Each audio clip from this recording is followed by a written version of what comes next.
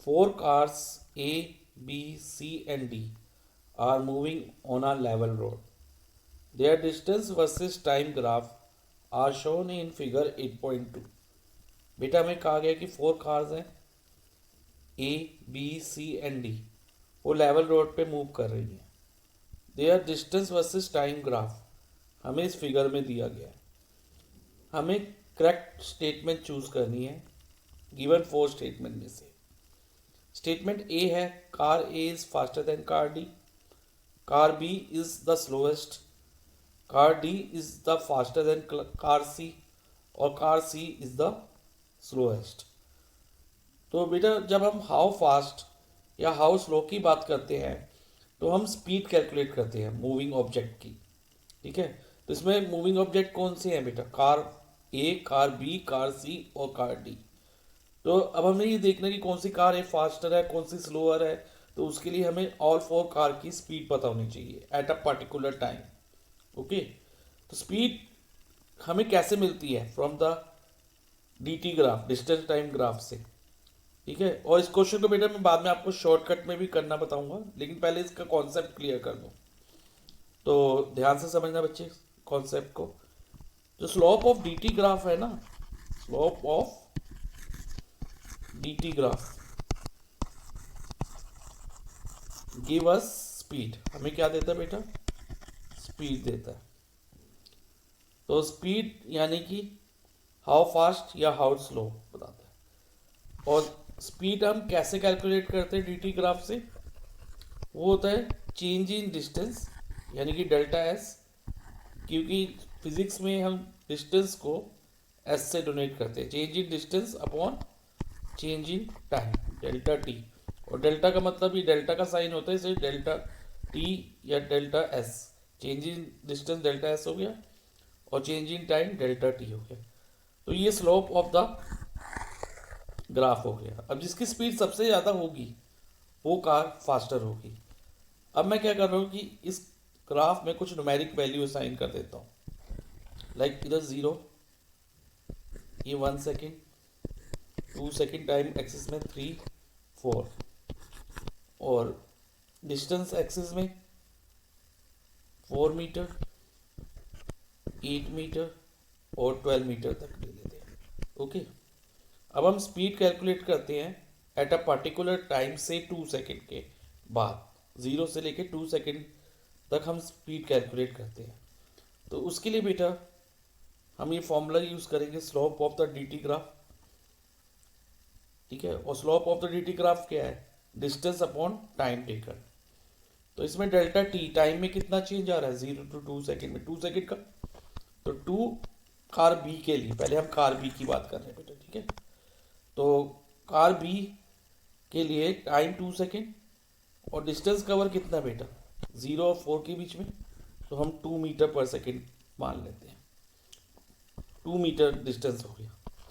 और इसकी स्पीड निकालें तो 1 मीटर पर सेकेंड. तो speed of car B is 1 metre per second. Car B की स्पीड निकल गई 1 मीटर पर सेकेंड. ओके, अब कार ए की स्पीड फाइंड करते हैं. कार एट सेम टाइम यानी कि 2 सेकेंड में ही कार ए की स्पीड देखो बेटो यहाँ तक जाएंगी. तो इसमें डिस्टेंस कवर कितना आ रहा है? 4 मीटर. तो स्पीड क्या होगी? 4 upon 2, that is 2 metre per second. Speed कितनी हो गई? 2 metre per second car A की स्पीड. ठीक है, अब कार डी की स्पीड निकालने के लिए बेटा हम डी तक जाते हैं. डी का लाइन कर रहा है, यहाँ इस तरह से लाइन डाली और उसमें कितना डिस्टेंस कवर हो रहा है 2 सेकेंड में?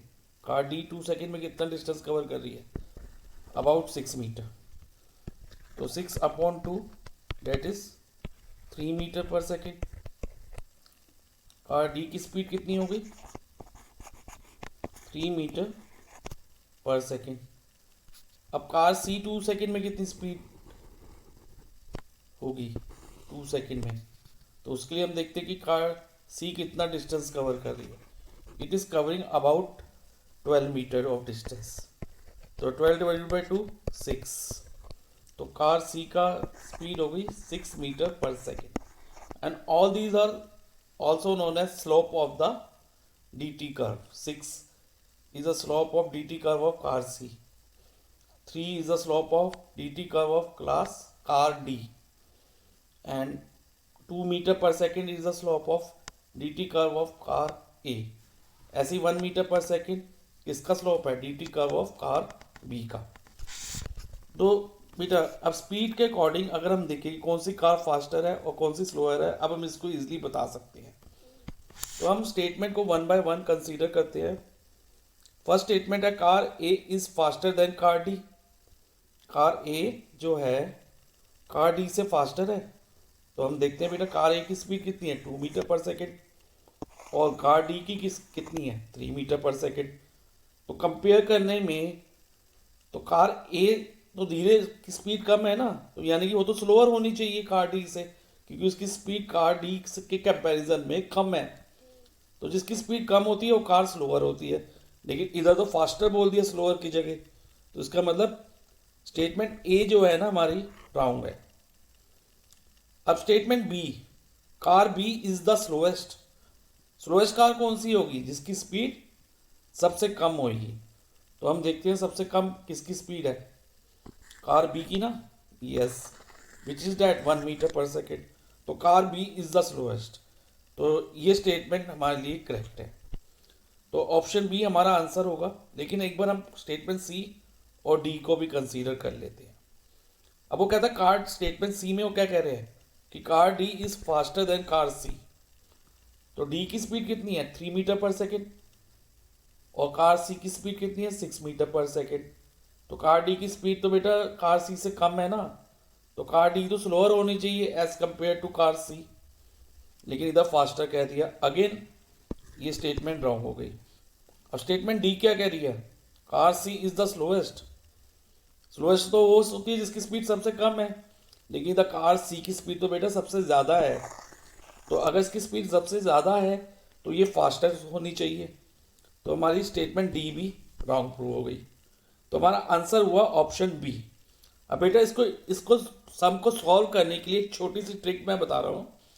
आप ये ध्यान रखना, जो dt curve near time axis होगा उसकी स्पीड सबसे कम होगी, यानी कि वो टाइम एक्सिस के साथ सबसे छोटा एंगल बनाएगा। देखो ये वाला एंगल सबसे छोटा बन रहा है ना, तो कार बी की स्पीड सबसे कम होगी। अब कार ए की थोड़ी ज़्यादा होगी कार ए से, क्योंकि ये टाइम एक्सिस से थोड़ा दूर है। जितने दूर जाता जाएगा उतनी स्पीड इंक्रीज होती जाएगी।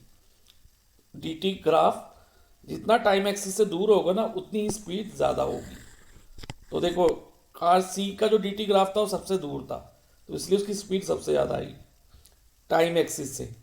अब कार डी की थोड़ा नज़दीक था तो उसकी स्पीड थोड़ी कम हो गई। अब कार ए की स्पीड और कम हो गई, जैसे जैसे नज़दीक आते जा रहे हैं dt कर्व तो स्पीड कम होती जा रही है, यानी कि कार स्लोअर होती जा रही है। तो आप ऐसे भी इसको देख सकते हो, लेकिन ध्यान रखना ओनली विद टाइम एक्सिस हम कंपेयर करेंगे। तो इस क्वेश्चन का आंसर हुआ option B, car B is the slowest.